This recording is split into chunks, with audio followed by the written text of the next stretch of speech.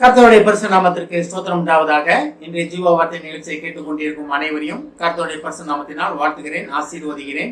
இன்றைய தின தியானத்திற்கு தேவன் கொடுத்த வேத பகுதி மார்க்கு எழுதின சுவிசேஷம், அதில் 4ஆம் அதிகாரம், அதில் 23ஆம் வசனம். மார்க்கு 4:23. கேட்கிறதுக்கு ஒருத்தன் காதுள்ளவனாய் இருந்தால் கேட்க கடவன் என்றார். இன்றைய தினம் தேவன் அவர் சொல்லுவதை கேட்பதற்கு உங்களை அழைக்கிறார். தேவன் உங்களை அழைத்து கொண்டிருக்கிறார்.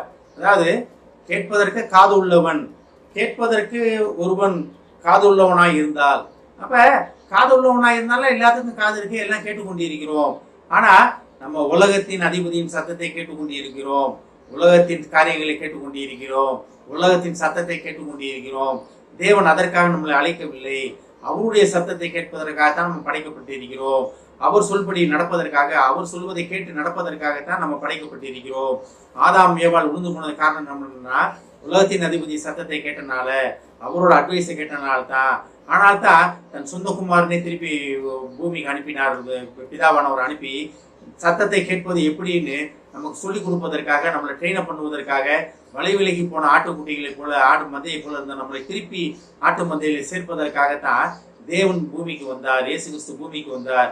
ஆனால் தான் சொல்றாரு, கேட்கிறதுக்கு ஒருவன் காது உள்ளவனாய் இருந்தால். அப்ப எல்லாமே காது இருக்கு நமக்கு. ஆனா நம்ம என்ன சத்தத்தை கேட்கிறோம்ன்றது நம்மளாலுமே ஆராய்ந்து பார்க்க வேண்டும். தேவ சத்தத்தை கேட்பதற்காக நம்ம அழைக்கப்பட்டிருக்கிறோம்.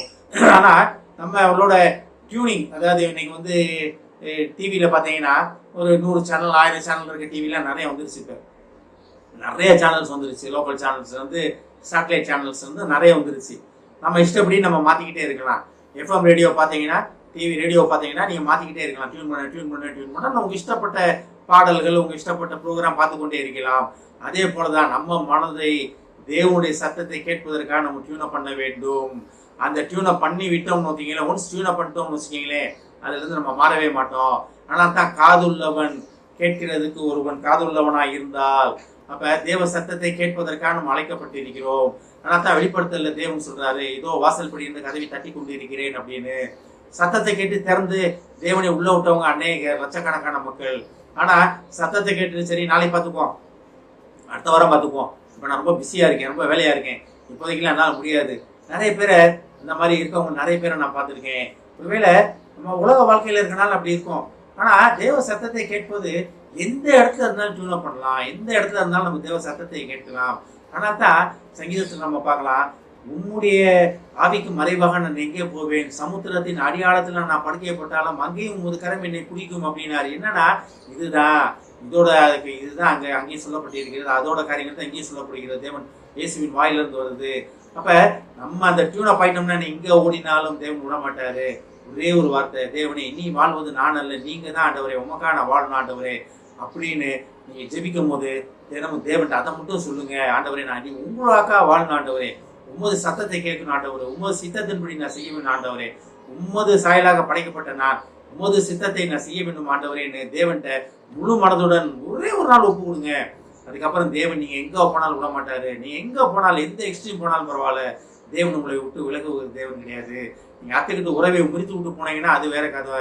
ஆனா தேவன் உங்களுடன் உறவு வைத்துக் கொள்ள ஆசைப்படுகிற தேவன், உங்களுடன் முகமுகமாக பேச ஆசைப்படுகிற தேவன். ஆனால் தான் கேட்கிறார், கேட்கிறதுக்கு ஒருவன் காது உள்ளவனாய் இருந்தால் கேட்க கடவன், கேட்கிறதுக்கு காது உள்ளவனாய் இருந்தால் கேட்க கடவன். அப்ப தேவ சத்தத்தை கேட்கிறதுக்கு நமக்கு மனது உள்ளது இருக்கிறதா? காது இருக்கு, காது இல்லாம யாருமே இல்லை, யாருமே சிவுடர்கள் கிடையாது, எல்லாமே கேட்கிறவங்க தான். ஆனா தேவ சத்தத்தை கேட்பதற்கு நமக்கு மனது இருக்கிறதா? நம்ம ஆராய்ந்து பார்ப்பதற்காக இன்றைய தினத்தில் அழைக்கப்படுகிறோம். தேவன் நம்மளுடன் பேசிக்கொண்டே இருக்கிறார். நம்ம தேவன் பேசிக்கொண்டே இருக்கிற தேவன். உங்களை குறித்து நீங்க என்ன செய்யணும், உங்க ஃபியூச்சர் என்ன, உங்க காரியங்கள் என்ன, உங்க பிள்ளைகளின் காரியம் என்ன, உங்க குடும்பத்தின் காரியம் என்ன, எல்லாத்தையும் தேவன் உங்களோட சொல்லிக்கொண்டே இருக்கிறார். தான் தாவீது சொன்னாரு, சிங்காசனத்துல உட்கார்றதுக்கு உன் தலைமுறையில் ஆள் இல்லாம போகாது அப்படின்னாரு. கடைசி காலம் வரைக்கும் அது நடந்துச்சு. இயேசு கிறிஸ்துவே அவர் தலைமுறையில வந்தாரு. அப்ப தாவீது கேட்டாரு, தேவ சத்தத்தை கேட்டாரு. நம்மளும் தேவ சத்தத்தை கேட்டு தாவீதை போல இருப்பதற்காக தேவ சத்தத்தை கேட்டு தேவனுக்கு மகிமையாக ஓடுவதற்காக நம்ம அழைக்கப்பட்டிருக்கிறோம். நம்ம அழைப்பை என்ன சொல்ல போகிறோம், தேவன்கிட்ட என்ன பதில் சொல்ல போகிறோம், கேட்கிறேன்னு சொல்றோமா, இல்லை ஆண்டவரை கொஞ்சம் நாள் ஆகுது சொல்ல போகிறோமா? நம்மளை நம்ம ஆராய்ந்து பார்ப்பதற்காக தேவன் நம்மளை அழைக்கிறார். ஆமென்.